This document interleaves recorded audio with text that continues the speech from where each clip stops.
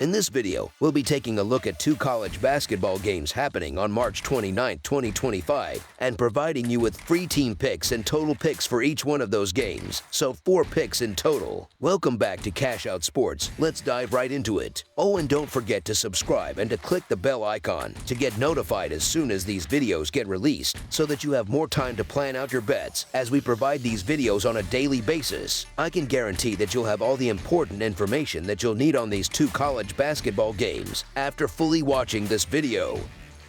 One more thing before we start. If you would like to gain access to our best exclusive sports picks to take your journey to the next level, then check out our Patreon in the link down below, where we offer our best single picks, parlay picks, and much more. Now let's get started.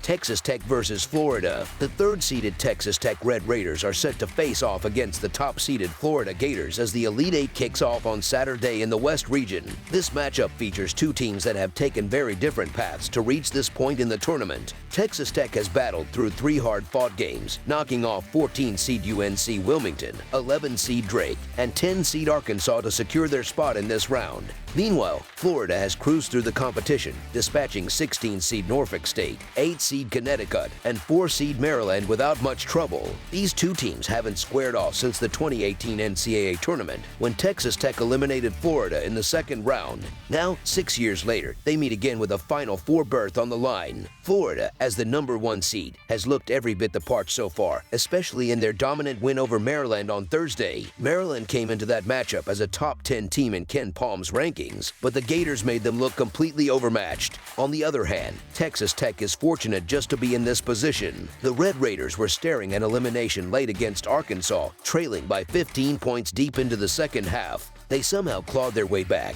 forcing overtime at the last possible moment before ultimately securing a dramatic victory with a game-winning shot in the final 7 seconds of overtime. Coming into the tournament, I had high hopes for Texas Tech's ability to make a run to the Final Four, but this is a brutal matchup for them, made even tougher by the circumstances they now find themselves in. Texas Tech is going from a grueling overtime battle to playing a rested and loaded Florida squad in just about 40 hours. That's not an ideal scenario, especially against a team like the Gators, who were able to manage their starters' minutes well in their last game. This is especially relevant when considering Texas Tech's reliance on their front-court duo of Darian Williams and JT Toppin. Florida, with their deep rotation of big men, can keep fresh bodies on the floor and make life difficult for Tech's 2 key interior players. The Gators have 4 quality post players, Alex Kindon, Thomas Hall, Ruben Chinielu, and a few others, who can rotate in and wear down Williams and Toppin over the course of the game. That's a tough spot for Texas Tech's 2 primary scoring options. And it's not just the inside game where Florida holds an advantage. The Gators have one of the most well-rounded backcourts in the country with Will Richard, Walter Clayton Jr., and Elijah Martin. This trio brings a mix of shooting, playmaking, and perimeter defense that could give Texas Tech serious problems. If Florida spreads the floor, moves the ball well, and gets open looks from deep, the Red Raiders might struggle to keep pace. Texas Tech is a strong team on both ends of the floor, ranking in the top 100 in both scoring offense and scoring defense. The Red Raiders rarely find themselves in the underdog role. This will be just the 6th time all season they've been an underdog, and only the 2nd time they've been given a spread of 5 or more points. That alone makes it tempting to take the points in this matchup. But at the same time, Texas Tech is a little lucky to have made it this far. If Arkansas had been better at closing out games, or if John Calipari was even close to as good at coaching as he is at recruiting, Texas Tech would already be home. Meanwhile, Florida is sitting at 33 wins on the season and boasts a 27-10 record against the spread, making them not just one of the best teams on the court, but also one of the most profitable teams for bettors. This team has been consistent, both in their performances and in covering spreads, and I'm not going against them now. As our first pick for this matchup, the Florida Gators to win and cover the spread as favorites is our full game side pick. When it comes to the total, this game has all the makings of a high-scoring affair. The NCAA tournament has seen offenses come alive in recent rounds, and that trend should continue here. The weakest unit in this matchup from an analytical standpoint is Texas Tech's defense, which ranks just 39th in defensive efficiency. On the other side, both offenses rank in the top 10 in efficiency, meaning the Red Raiders are going to have a tough time slowing Florida down. Just as every other team has struggled to do, Florida has been an over machine recently, hitting the over in 10 straight games spanning the regular season, the Southeastern Conference Tournament, and the NCAA Tournament. They've scored at least 86 points in 8 of their last 9 games. Texas Tech, meanwhile, isn't exactly struggling to put up points either. The Red Raiders rank 5th in offensive efficiency and have also hit the over in 5 straight games. There's no need to overthink this one. The numbers and trends overwhelmingly point to a fast-paced, high-scoring game. This total line simply isn't set high enough. As our second pick for this matchup, over the projected total is our full game total pick.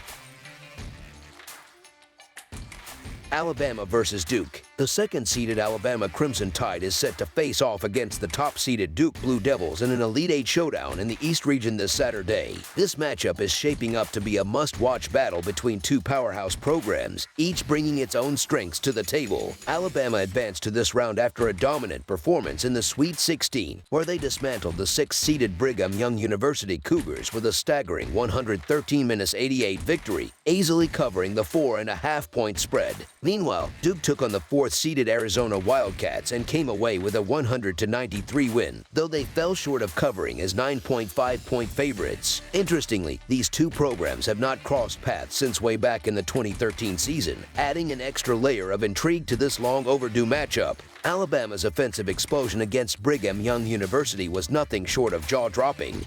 But the defensive gap between Brigham Young University and Duke is massive. The Cougars were statistically one of the weakest defensive teams down the stretch of the season, ranking in the bottom 3% in defensive rating over their final 10 games, according to CBB Analytics. By the time March rolled around, their adjusted defensive efficiency had dropped outside the top 100 per Bartovic.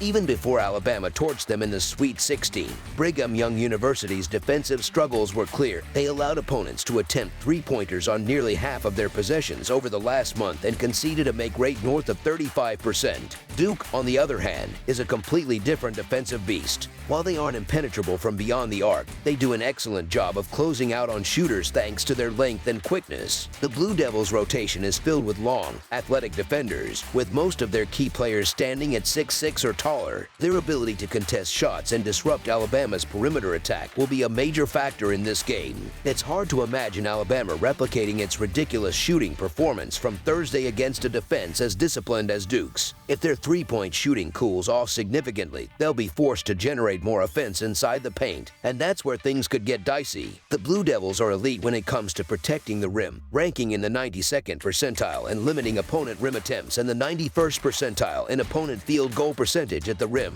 Not only do they make life difficult inside, but they also thrive at shutting down fast break opportunities. According to Hoop Explorer, Duke ranks in the 13th percentile in transition opportunities allowed, meaning they rarely let teams run in the open court, and they're in the 97th percentile in transition defense efficiency. Alabama thrives in transition, but Duke's ability to control the pace could throw a wrench in the Crimson Tide's offensive rhythm. A couple of key individual matchups stand out in this game, particularly when it comes to Duke's Cooper Flagg and Con Nupel. Flagg is likely to be guarded by Grant Nelson and Mauheim Diabaté, but neither player has shown great discipline on the defensive end. Nelson had a tendency to get into foul trouble during Alabama's biggest games earlier in the season, and Diabaté averages a staggering 6 fouls per 40 minutes, per Ken Palm. That's a major red flag for Alabama because Flagg is one of the best in the country at drawing fouls. He ranks inside the top 85 out of over 2,300 Division I players in that category and has already attempted more than 200 free throws this season.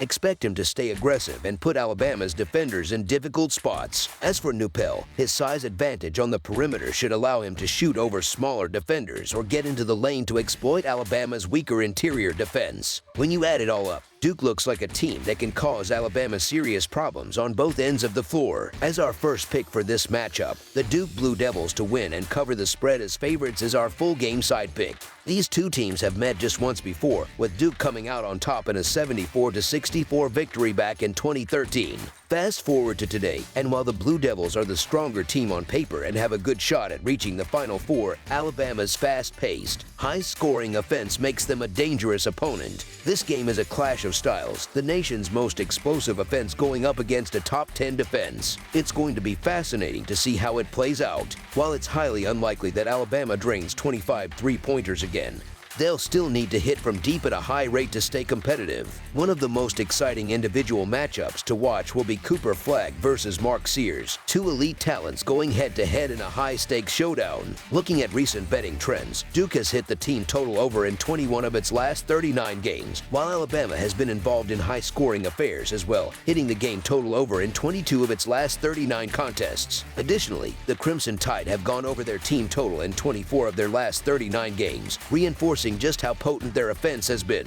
With both teams coming off 100-point performances in their previous games, this has all the makings of a thrilling, high-scoring battle. Duke enters this matchup riding a 14-game winning streak, and Cooper Flagg has been nearly unstoppable throughout the season. Meanwhile, Alabama boasts the highest scoring offense in college basketball but struggles on the defensive end, which has been their Achilles heel in key losses. The key for the Crimson Tide will be turning this into a track meet. If they let Duke dictate the tempo and turn this into a slow, methodical game, they'll be in trouble. Their best shot at winning is to push the pace and overwhelm Duke with their relentless offensive attack. As our second pick for this matchup, over the projected total is our full game total pick.